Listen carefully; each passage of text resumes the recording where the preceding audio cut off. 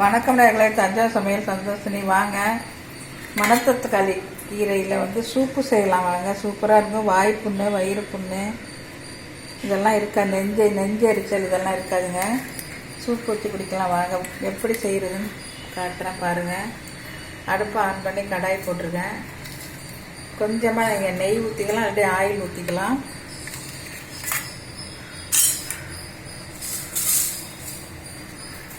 நீங்கள் கடுகு, வெந்தயம், கொஞ்சம் ஜீரகம் போட்டுடலாம்.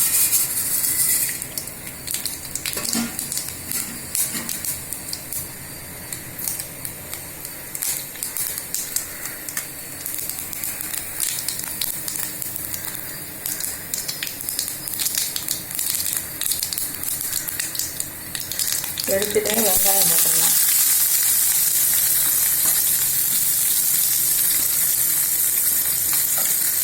தக்காளி போட்டுருவாங்க.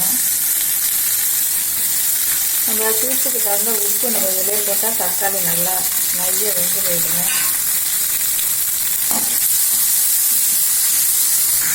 பட்டை மிளகாய் ஒன்று போட்டிருக்கேன். நீங்கள் பட்டை மிளகாய் வேணாலும் போட்டுக்கலாம். இப்போ நல்லா தக்காளி வெந்துடுச்சுங்க. அங்கே தண்ணி ஊற்றிடலாம்.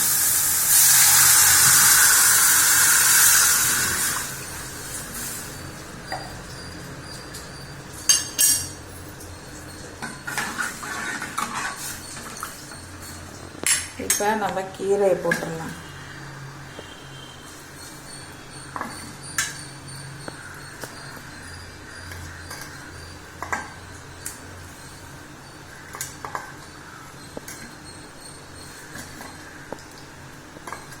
இப்போ நல்லா கொதிக்கட்டுங்க. அது கொதிச்சோன்னே அப்புறம் தேங்காய் பால் ஊற்றிக்கலாம். கொஞ்சம் சோள மாவு கரைச்சி அதை ஊற்றிக்கலாம். டேஸ்ட்டாக இருக்கும். கொஞ்சம் கொதிக்கட்டும். கொஞ்சோண்டு மஞ்சத்தூள் போட்டுடலாம். இப்போ நல்லா கொதிச்சு வச்சுங்க மணத்து தக்காளி சூப்பு. இப்போ நம்ம தேங்காய் பால் எடுத்து வச்சுருக்கோம் பாருங்கள். அவ்வளவு தேங்காய் நல்லா அரைச்சி வடிகட்டி வச்சுருங்க. இப்போ நம்ம இதை ஊற்றிடலாம்.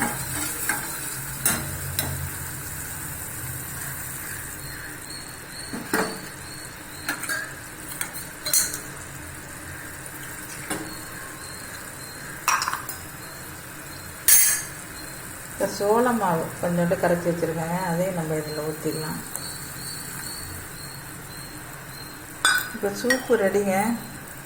மணத்த தக்காளி சூப்பு ரெடி.